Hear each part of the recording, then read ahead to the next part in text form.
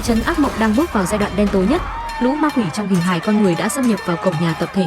Những người sống sót gần như mất đi lớp phòng thủ cuối cùng.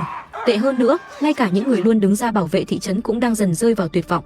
Liệu còn ai đủ sức ngăn chặn thảm họa đang ngày một đến gần? Chào mừng các bạn đến với From mùa 4, tập mới nhất.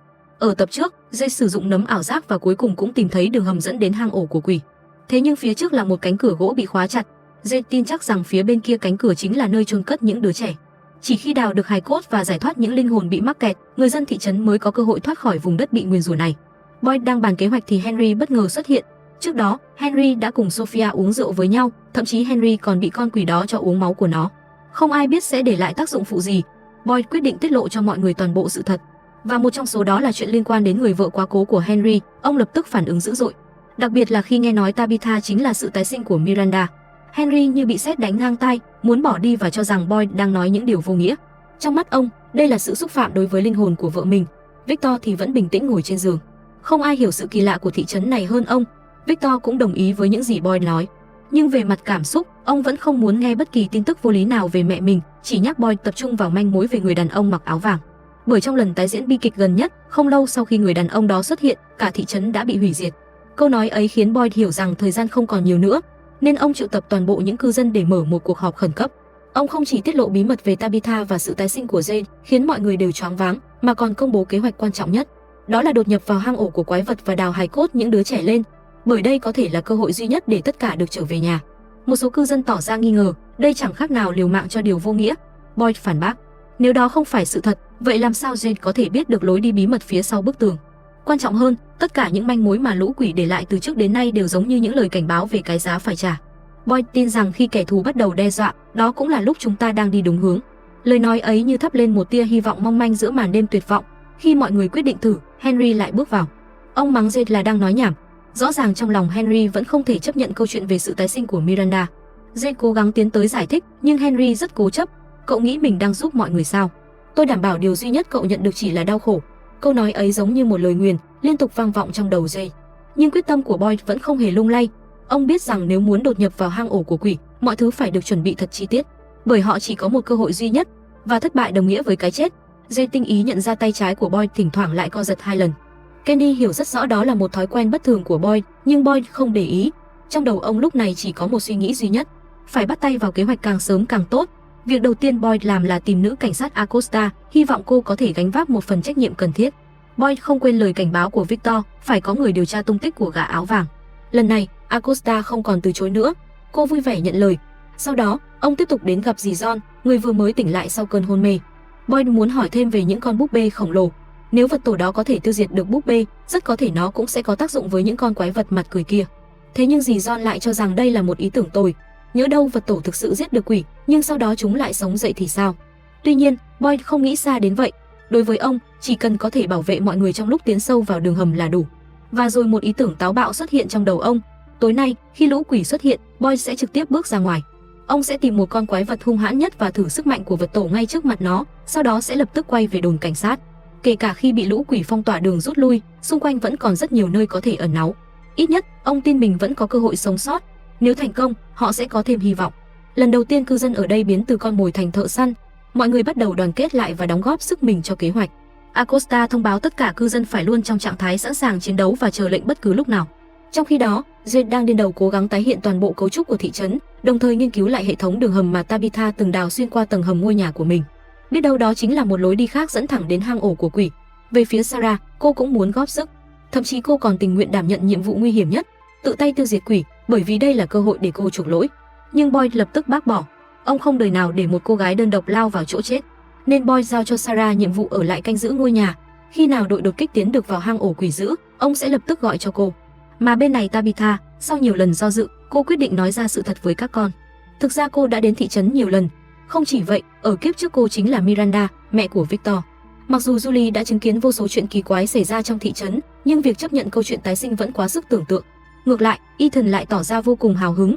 Vậy chẳng phải cậu và Victor hiện giờ là anh em sao? Câu nói ngây thơ ấy vừa dứt thì người vừa được nhắc đến cũng xuất hiện, nhưng Victor không hề tỏ ra xúc động trước sự thật về Tabitha. Ông đi thẳng vào vấn đề và đề nghị Tabitha cùng Ethan giúp mình tìm thêm manh mối về gã áo vàng. Sau đó, cả ba cùng tới bãi đất trống chứa những chiếc xe bị bỏ hoang. Victor nhớ rất rõ gã áo vàng đã lái một chiếc xe màu nâu tiến vào thị trấn. Đây có thể là manh mối quan trọng. Khi họ mở cốp xe ra, một mùi hôi thối xộc thẳng vào mũi. Thế nhưng bên trong trống rỗng, Victor không cam lòng, chậm rãi ngồi xuống ghế phụ, tìm thấy một túi vải trong tủ đồ. Bên trong đầy răng nhọn, mặt Victor trắng bệch, những ký ức kinh hoàng ùa về. Cuối cùng ông đã nhớ ra thêm nhiều chi tiết quan trọng. Lần trước, khi Miranda đến thị trấn, bà cũng đi cùng một con trai và một con gái. Không lâu sau đó, người đàn ông áo vàng xuất hiện, và rồi tất cả mọi người đều chết, chỉ còn lại duy nhất một cậu bé phải lớn lên trong nỗi sợ hãi và cô độc. Bây giờ Tabitha cũng đưa đến đây một con trai và một con gái. Gã áo vàng cũng đã quay trở lại. Lịch sử không hề lặp lại, mà là một chu kỳ chết chóc không có lối thoát. Victor hoảng loạn nhắc nhở Ethan phải chuẩn bị tinh thần cho điều tồi tệ nhất. Tabitha nổi giận. Cậu đang làm cái quái gì vậy? Trong khi đó, ác quỷ Sophia cũng bắt đầu lo ngại về hành động của cư dân. Vì vậy, cô ta chủ động tìm đến đồn cảnh sát. Cô cố gắng thuyết phục Boyd từ bỏ kế hoạch đột nhập hang ổ quỷ dữ. Dù sao đi nữa, những con quái vật đó quá đáng sợ. Thế nhưng Boyd đã quyết tâm. Ông tin rằng vật tổ chính là vũ khí sắc bén chống lại chúng. Nhận ra không thể lay chuyển Boyd, Sophia đành bỏ đi, rồi tiến đến khu trang trại của thị trấn. Quan sát xung quanh không có ai, Sophia lấy một quả trứng trong chuồng gà.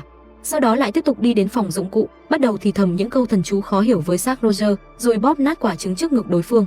Một nghi thức kỳ quái và tà ác đã hoàn tất. Khi màn đêm buông xuống, tiếng chuông quen thuộc lại vang vọng khắp thị trấn. Sophia vội vàng tìm đến một căn nhà của cư dân, nói rằng bản thân sợ hãi trước hành động của Boyd và mong được ở lại qua đêm. Cư dân tốt bụng không biết rằng mình vừa rước một tai họa vào nhà. Về phía Boyd, ông để Kenny và Eric ở lại đồn cảnh sát.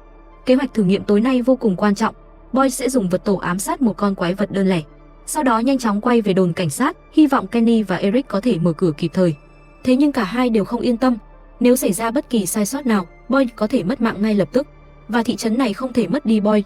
Chính vì vậy, Kenny chủ động xin nhận nhiệm vụ nguy hiểm này.